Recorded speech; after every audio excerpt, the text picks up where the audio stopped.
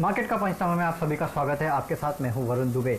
और बेहतरीन trading session आज भारतीय बाजारों में देखने मिला। 2% के आसपास की तेजी के साथ जो है वो सेंसेक्स और निफ्टी बंद हुए हैं।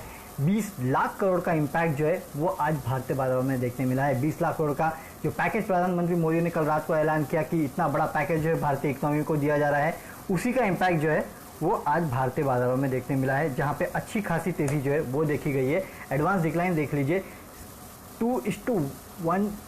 2:1 के आसपास का है, यानी कि हर 2 बढ़ने वाले शेयर के सामने सिर्फ 1 गिरने वाला शेयर है। ये सबसे अच्छा है। तो ब्रेथ अच्छी थी मार्केट की, तेजी मार्केट में अच्छी देखने मिली, बेहतरीन गेंस थे, चौतरफा खरीदारी देखने मिली, सारी बात अच्छी है। लेकिन 20 लाख करोड़ के पैकेज के लिए मार्केट्स में सिर्फ 2% की तेजी, ये थोड़ी हजम नहीं होती। और सबसे बड़ी बात तो ये है कि देखिए आज जिन लेवल्स पे हमारी ओपनिंग हुई थी, यानी कि 9,500 के ऊपर 9,600 के आसपास हमारी ओपनिंग हुई थी, और बंद आप कहाँ हुए? 9,380 के आसपास आप बंद हुए हैं। यानी कि इतने बड़े पैकेज के बाद आप दिन के लोस के आसपास बंद हो रहे हैं। ये बात थोड़ी हजम नहीं होती। अब पता नहीं मार्केट इसको कैसे सेंस कर रहा है, क्योंकि जो पैकेज आया वो तो सही बात है कि काफ़ी मायनों में बहुत बड़ा पैकेज है। इतने बड़े पैकेज का एंटिसिपेशन किसी ने नहीं किया था। किसी ने नहीं सोचा था कि इस तरह का पैकेज जो है वो कहीं ना कहीं मार्केट को मिलेगा या फिर इकोनॉमी को मिलेगा। अभी तक जितनी इकोनॉमीज़ ने जितने देशों ने अपनी इकोनॉमी में पैसा डाला है, उससे तो काफ़ी बेहतर पैकेज जो है भारत सरकार ने इंडियन इकोनॉमी को दिया है। और मेरे ख्याल से ये सरकार जो कहती है कि आत्मनिर्भर बनना है, कल जैसे मोदी जी ने कहा, उसके ऊपर शायद ये सरकार काफ़ी हद तक अमल भी करेगी, क्योंकि ये सरकार ने अब तक जो कहा है वो कर दिखाया है काफ़ी हद तक। तो मुझे जो कल ऐलान किए गए हैं वो तो डेफिनेटली काफ़ी रेवोल्यूशनरी थे, सब कुछ अच्छा था। पता नहीं उसके बावजूद मार्केट का जिस तरह से रिएक्शन था वो ये बताता है कि कहीं ना कहीं शायद 20 लाख करोड़ भी कम है शायद इस इकोनॉमी में रिवाइवल के लिए।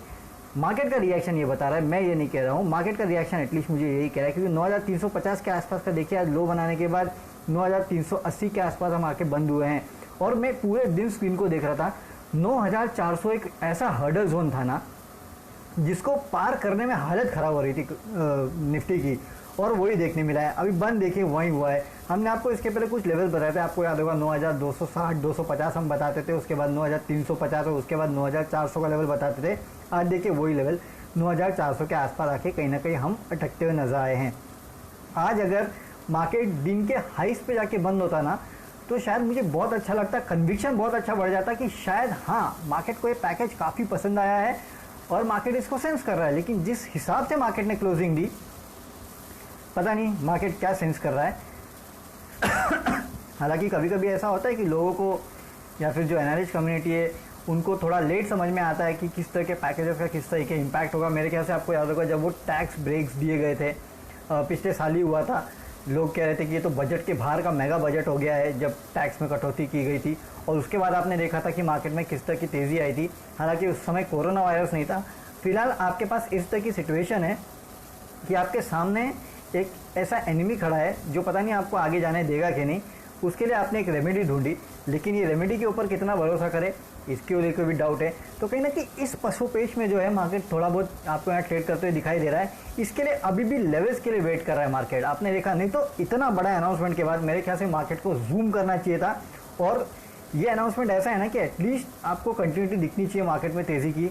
लेकिन मार्केट को जो मैं रीड कर रहा हूँ वो शायद कहता है कि मार्केट में तेज़ी का सिलसिला है वो शायद इतने जल्दी देखने नहीं मिलेगा। अगर 9,500 के ऊपर भी बंद होते तो शायद मैं आपको बोलता कल 9,600 800 900 के आसपास के लेवल जो वो आपको देखने मिलेंगे आने वाले दिनों में। लेकिन अब ऐसा लग नहीं रहा है। देखते हैं कब जाके 9,500 के ऊपर जाके बंद होते हैं। उसके बाद शायद मेरे ख्याल से मार्केट में नई तेज़ी जो है 10,000 के आसपास आपको लेके जाएगी। हालांकि अभी भी एफएम की बैठक है, अब एफएम बताएंगी धीरे धीरे करके कि इस तरह की राहत दी जाने वाली है और मेरे ख्याल से काफ़ी कुछ इकोनॉमी को दिया जाएगा। लेट्स वेट एंड वॉच कि क्या होता है। उसके बाद शायद मेरे ख्याल से ज़्यादा बेटर तरीके से कॉल ले पाएंगे। लेकिन हाँ, अभी भी फंडामेंटली मेरे लिए कुछ बदला नहीं। इतने बड़े अनाउंसमेंट के बाद भी कोरोना वायरस अभी भी हमको डराएगा और उसके साथ ही हमको ट्रेड भी करना है।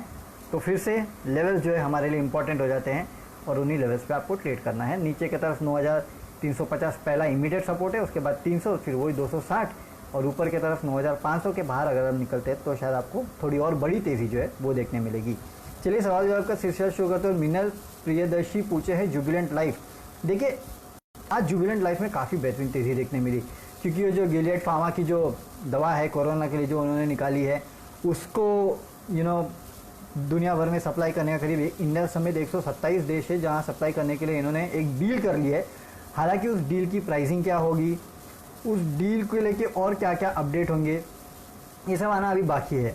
लेकिन हाँ, डील कर लिए, ये अपने आप में एक बड़ी बात है। उसके वजह से 5% के आसपास चला, ये अच्छी खबर है नो डाउट। लेकिन मैं मैक्वेरी का एक नोट पढ़ रहा था, वो कह रहे थे कि इससे इस कंपनी को प्रॉफिट में कोई फ़ायदा होने वाला नहीं है बहुत बड़ा, ऐसा कोई फ़ायदा नहीं होगा कि टर्न अराउंड हो जाए। हालांकि एक बात याद रखिए, ऐसी कोई, और इसके साथ साथ सिप्ला को भी मिली है वो दवा, और करीब 5 कंपनियाँ हैं जो ये काम करने वाली है। उसमें 2 इंडियन, सिप्ला और जुबिलेंट लाइफ है। न्यूज़ बड़ी है, मैक्वेरी शायद इसको अभी बोल रहा है कि शायद नहीं देखने मिलेगा आपको उतना। हालांकि मैं भी यही कह रहा हूँ कि थोड़ा टर्म्स अगर सामने आ जाए ना तो ज़्यादा क्लियर पिक्चर आ जाएगी। लेकिन अपने आप में डील बड़ी अच्छी है। आज चला है ये काउंटर 428 के आसपास है मेरे ख्याल से। एक्यूमुलेट करने के लिए तो ये लेवल थोड़ा ओके टाइप है। थोड़ा अगर और यहाँ से गिरता है मेरे ख्याल से तो शायद आपके पास खरीदारी के जो है बहुत बेहतरीन मौके होंगे। 460 के आसपास जो इस कंपनी का 100 डे डीए में है, उसके आसपास आप स्टॉप लॉस लगाइए और उसको लेके ट्रेड कीजिए। थोड़ी गिरावट में ट्रेड करेंगे, 460 के आसपास है ना, तो 428 के आसपास ट्रेड करें, तो मैंने गलत बता दिया आपको। तो आप ठीक है, इस काउंटर को 10-20 रुपये नीचे आने दीजिए 410 के आसपास, तब ट्रेड करना और 400 का स्टॉप लॉस लगा लेना, उसके बाद ही इसमें ट्रेड करना। मेरे ख्याल से थोड़ा कूल ऑफ होने के चांस जो है वो इस काउंटर में यहाँ से भी मुझे दिखाई देते हैं। चलिए, इसके अलावा और कौन से सवाल आ रहे हैं? अच्छा, इक्विटास पे सवाल आ रहे हैं मनोज डाका का। देखिए, इक्विटास काउंटर ठीक ठाक है, लेकिन अभी देखिए इसको ग्लोबल इंडेक्स जो है स्मॉल कैप उसमें से भी निकाल दिया गया है, तो उसका इम्पैक्ट जो है आपको इस काउंटर पे देखने मिलेगा। हाँ, मेरे ख्याल से इक्विटास जैसे काउंटर से आपको अभी दूर रहना चाहिए। फिलहाल ये सही समय है नहीं इन काउंटर्स में, भले ये काउंटर में तेज़ी देखने मिल रही है कुछ समय आज एटलीस्ट, क्योंकि जिस तरीके से न्यूज़ फ्लोज है 52 के आसपास ये काउंटर ट्रेड कर रहा है। मेरे ख्याल से ज़्यादा जूस मुझे इस काउंटर में दिखता नहीं है। इक्विटास, उज्जीवन जैसे काउंटर से अगर आप दूर रहेंगे तो आपके लिए ज़्यादा बेटर है। मेरे ख्याल से इन काउंटर्स में सही समय नहीं है पैसा लगाने का। वशिष्ठ पारी कुछ 6000 शेयर्स वेदांता के सिस्सा गोवा टाइम के, please advice what should I do, I am a long term investor. यार, सिस्सा गोवा के टाइम पे है तो मेरे ख्याल से कन्वर्ट होकर मिले होंगे, क्योंकि मर्जर सब हुआ था इस कंपनी में। तो देखिए वशिष्ठ जी, मेरे ख्याल से अब इस कंपनी की वेदांता की डी लिस्टिंग की बातें चल रही है। हालांकि काफ़ी सारे न्यूज़ में जो पढ़ रहा था उसमें कह रहे थे कि डी लिस्टिंग जो है वो एटलीस्ट 100 रुपये के ऊपर के लेवल की होगी। अब मेरे ख्याल से आपका कन्वर्जन के बाद क्या लेवल आया है ये सब तो मुझे पता नहीं है, लेकिन हाँ, वेदांता जो है इसकी अगर डी लिस्टिंग होती है तो इस लेवल पे डी लिस्टिंग तो होनी नहीं है। 100 रुपये के ऊपर ही जो है इस कंपनी की डी लिस्टिंग होते हुए नजर आएगी। तो उस लिहाज से मेरे ख्याल से आपको अभी तो होल्ड करना चाहिए। वैसे फंडामेंटल्स कुछ खास नहीं है स्टील इंडस्ट्री के, बट जो डी लिस्टिंग की न्यूज़ है इसके चलते काउंटर जो है आने वाले कुछ दिनों में अच्छी खासी तेज़ी जो है वो दिखा सकता है। इसके लिए मेरे ख्याल से आपको इस काउंटर को अपने पोर्टफोलियो में रखना चाहिए। मतलब अभी आपके पास है तो इस काउंटर को रखिए, इतनी जल्दबाजी मत करना बेचने की, उसके बाद देखेंगे कि क्या होता है। लेकिन हाँ, होल्ड है मेरे ख्याल से ये काउंटर आपको इस लेवल पे भी। BHL पे चैतन्य सोमिया पूछ रहे हैं। देखिए, BHL मेरा फेवरेट काउंटर में से नहीं है, लेकिन देखिए जिस हिसाब से मोदी जी कह रहे हैं कि आत्मनिर्भर आपको रहना है, यानी कि डोमेस्टिक इंडस्ट्री पे ज़्यादा फोकस होगा। अब आज ये जितने भी कैपिटल गुड्स स्टॉक्स थे ना, ये चले, आप देख लेना, L&T है, भेल है, ये सब चले। क्यों चले? क्योंकि अगर आप डोमेस्टिक इंडस्ट्री लगाओगे, डोमेस्टिक इंडस्ट्री कंजम्पशन को डिमांड, डोमेस्टिक प्रोडक्ट्स को अगर आप ज़्यादा तूल दोगे तो जाहिर सी बात है डोमेस्टिक प्रोडक्शन जो है वो ज़्यादा होगा। डोमेस्टिक प्रोडक्शन अगर ज़्यादा हो रहा है तो कैपिटल गुड्स कंपनीज जो है उनको फ़ायदा होगा। लेकिन क्या भेल को फ़ायदा होगा, ये डाउट है। सीधे सीधी बात मैं आपको बोलता हूँ, 27 के आसपास काउंटर ट्रेड कर रहा है। स्ट्रिक्ट स्टॉप लॉस के बिना इस काउंटर को ट्रेड मत करना, अपने पोर्टफोलियो में इस काउंटर को मत रखना। नो डाउट बहुत सस्ता है, सरकारी कंपनी है, 23-24% चला, हो सकता है 1-2 दिन और चले, तो इसके लिए मैं कह रहा हूँ कि आप ट्रेड कीजिए इस काउंटर को, है ना। एक स्टॉप लॉस रख लीजिए 1 रुपये के आसपास का, और 2-3 रुपये के आसपास के लिए इस काउंटर को आप ट्रेड कर सकते हैं। उससे ज़्यादा कुछ मत करना है इस काउंटर पे। अगर कैपिटल गुड्स इंडस्ट्री चल भी जाती है तो उसका सबसे बड़ा फायदा तो L&T को होगा, जो दिग्गज है इस पूरे सेक्टर में। तो लेना है अगर आपको तो L&T लीजिए ना, ये लेके क्या फ़ायदा है। तो इसके लिए मैं बोलूँ कि भेल जैसे काउंटर लॉन्ग टर्म के लिए नहीं है, मीडियम टर्म के लिए है, ट्रेड करिए, निकल जाइए। Swapnil Oswal AU small finance पे बोल रहे हैं। देखिए, AU small finance no doubt counter ठीक है, आज मेरे ख्याल से काउंटर चला भी है, लेकिन पिछले कुछ दिनों में इस काउंटर की जो हाल हुए हैं और जिस तरह से डाउनग्रेड इस काउंटर में देखने मिले हैं वो थोड़ा डरा देने वाले हैं। लेकिन एक बात और साथ में है कि जितनी पिटाई इस काउंटर की हो चुकी है ना, इस काउंटर के जो लेवल्स है वो काफ़ी लुक्रेटिव नज़र आते हैं। धीरे धीरे करके एक्यूमुलेट कर सकते हैं, लेकिन पूरा 100 रुपये अगर आप लगाना चाहते हो तो 100 रुपये मत लगाना है इस काउंटर में। 25-30 रुपये के आसपास 100 में से 30% आप चाहिए तो इस काउंटर में लगा सकते हैं, उससे ज़्यादा इस काउंटर में लगाना मत, और उसके बाद ट्रेड कीजिए तो मेरे ख्याल से ज़्यादा बेटर होगा। लेकिन हाँ, इन लेवल्स पे सिर्फ यही बोल सकता हूँ मैं कि एक 100 में से 30 रुपये लगाइए और वेट एंड वॉच के मोड में रहिए। महेंद्र करोड़िया HUL पे कुछ राय दे sir long to medium term के लिए। देखिए लॉन्ग टू मीडियम के लिए मेरे ख्याल से मुझे काफ़ी अच्छा लगता है। अब देखिए एक बात आप कभी भी याद रखिए, अगर सरकार पैकेज दे रही है ना, तो ज़्यादा से ज़्यादा ये सब पैकेजेस जो है ना वो किसके तरफ जाते हैं, वो जाते हैं रूरल इकोनॉमी के तरफ, SMEs के तरफ। तो जब इसके तरफ जाते हैं ना पैकेजेस, तो कंजम्पशन अपने आप बढ़ता है। ये बात आपको याद रखनी है। मैं थोड़ा सरप्राइज था, मुझे आज ऐसा लगा था कि शायद कंजम्पशन स्टॉक्स चलेंगे, बट वो हुआ नहीं। किसी भी इकोनॉमी में अगर आप इतना पैसा झोंकोगे तो कंजम्पशन को बूस्ट मिलता है। हालांकि जैसे कि मैं कह रहा हूँ कि इतनी 2 महीने आप इकोनॉमी बंद रख रहे हैं, उसके बाद 20 लाख करोड़ का पैकेज दे रहे हैं, नो डाउट इट्स गुड, आप उसको स्टेबलाइज कर रहे हैं, लेकिन पैसा दे रहे हैं ये एक बात है। तो पैसा देंगे तो मेरे ख्याल से कंजम्पशन स्टॉक जो है यहाँ से अच्छे चलने चाहिए। वैसे भी ये काउंटर जो है मुझे काफ़ी बेहतर लगता है, 1995 के आसपास है। मेरे ख्याल से आपको इस काउंटर को इन लेवल्स पे एक्यूमुलेट करना चाहिए और अपने पोर्टफोलियो में रखना चाहिए। इस काउंटर से दूर मत रहिएगा, क्योंकि ये अच्छे रिटर्न्स कमा के देने का पूरा दमखम जो है रखता है।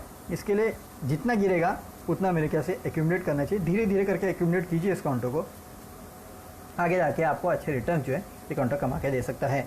चलिए अब इसी नोट पे सवाल जवाब का सिलसिला बंद करते हैं।